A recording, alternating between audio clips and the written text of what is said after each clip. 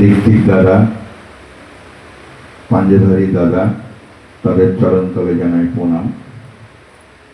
উপস্থিত যারা গুরুজন ভক্তিমতী মায়েরা এসছেন, তাদের চরণতলে প্রণাম, জয় গুরু, ভালোবাসা। আজকে আমাদের এই সোনাতলায় ডাক্তারদার বাড়িতে অনুষ্ঠান হচ্ছে এবং নয়ন দিদির বাড়িতে অনুষ্ঠান হচ্ছে, সৎসঙ্গ, এবং সোনাতলার আরও কেউ আছেন। সবাইকে আমি ঠাকুরের চরণে প্রার্থনা জানাই, তাদের মনের বাসনা ঠাকুর তুমি পূর্ণ করো, তাদেরকে ভালো রাখো, সুস্থ স্বস্তি শান্তিতে রাখো।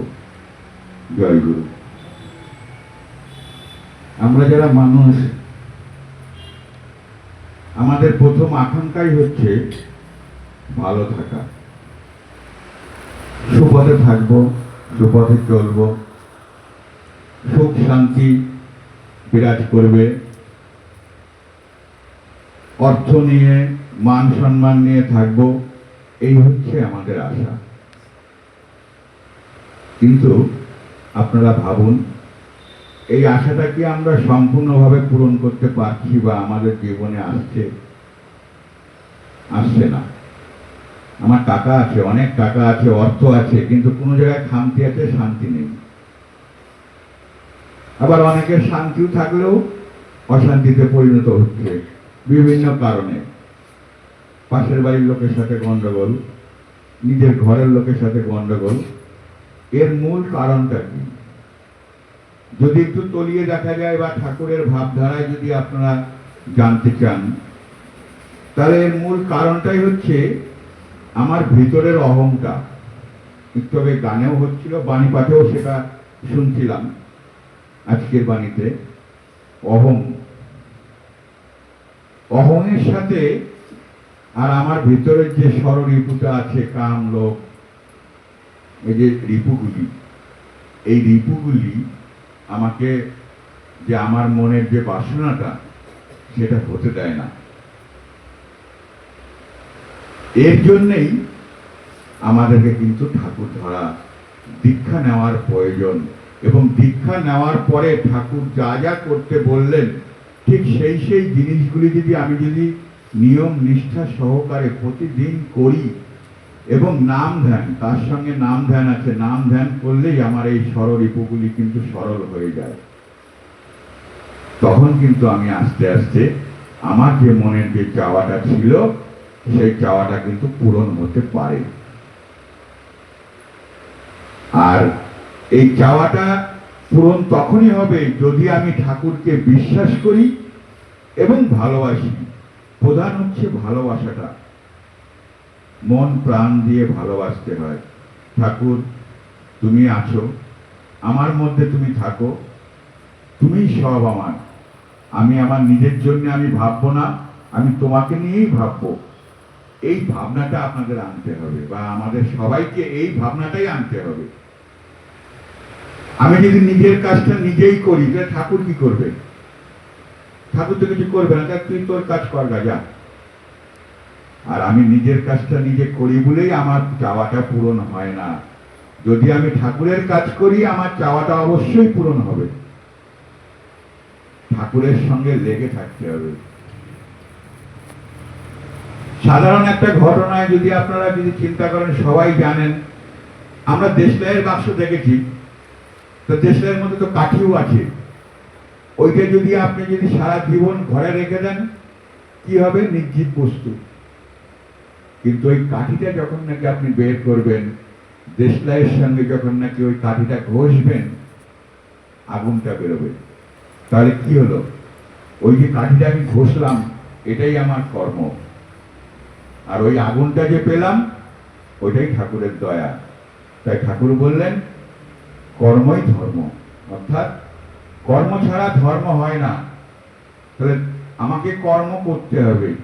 কর্মটা ঠিক এইভাবে, আপনি একটু বেছে বেছে এই জিনিসগুলি করেন, তাহলে কিন্তু অবশ্যই আপনার জীবনে সেটা ফলস্বরূপ হবে। আমরা ঠাকুরকে যত ভালোবাসবো, যত ঠাকুরের সঙ্গে ঘষাঘষি করব, ততই আমরা তার সান্নিধ্য লাভ করব এবং ততই আমি ভালো থাকব। আমরা সারা জীবনে আজকে চারিদিকেই তো হাহাকার, অশান্তি, ছেলে পেলে মানুষ হচ্ছে না, দুঃখ যন্ত্রণা।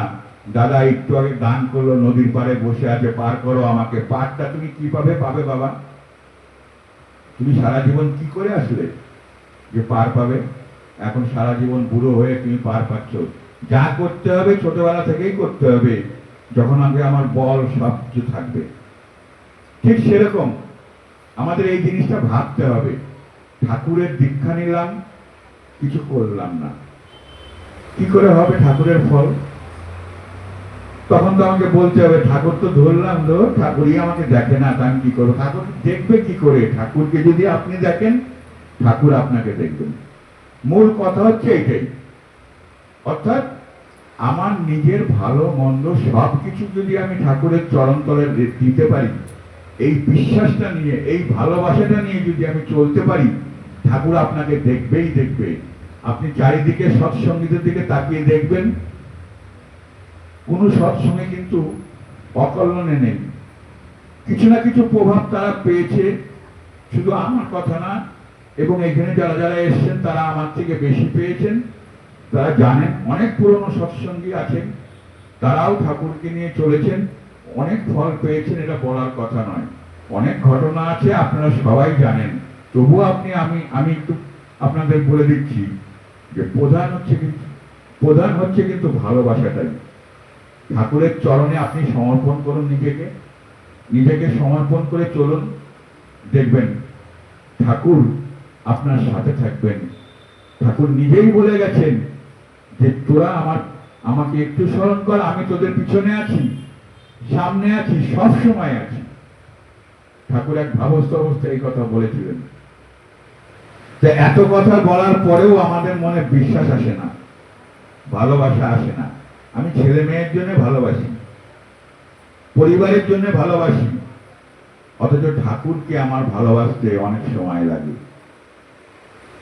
এই যজন ইষ্টভীতি, বিশেষ করে ইষ্টভীতি তো আজকে বর্তমানে ডিপি ওয়ার্ক চলছে আমাদের ওই একটাই কাজের জন্য।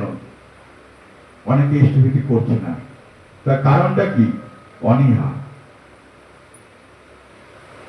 করলাম তো ঠাকুরের কাজ, দীক্ষা নিয়ে ইষ্টভীতিও করলাম, কে আবার করবে, দরকার নেই।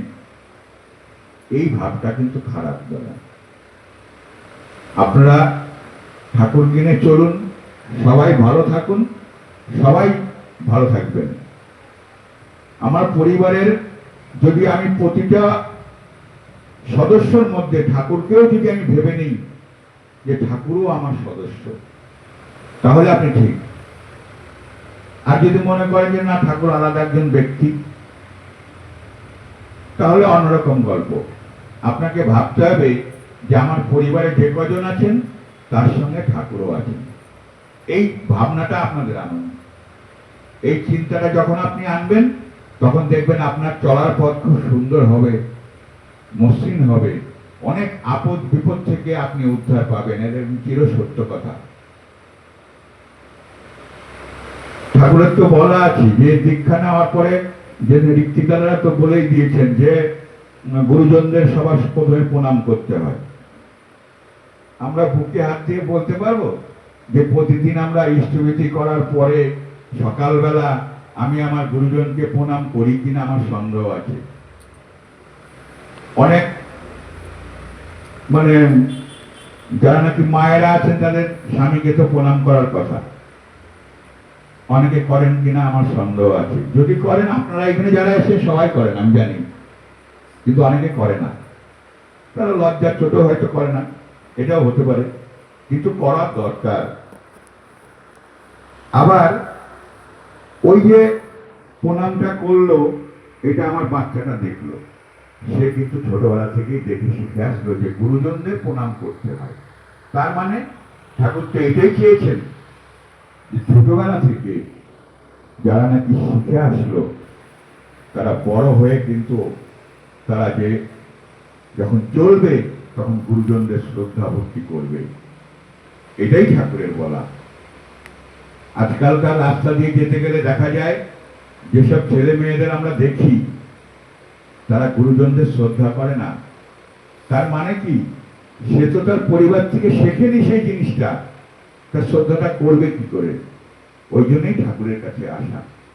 ঠাকুরকে ধরার সার্থকতা ওইখানটাই, যখন নাকি আমার চলা বলা করা সব নাকি ঠাকুরের মতো হবে। ঠাকুর এটাই চেয়েছেন, তাহলেই খুশি। আমার মূল লক্ষ্য হচ্ছে ঠাকুরকে ভালোবাসা এবং তাকে খুশি করা। তাকে খুশি করতে পারলেই আমি সবাইকে খুশি করতে পারবো, আমিও ভালো থাকবো।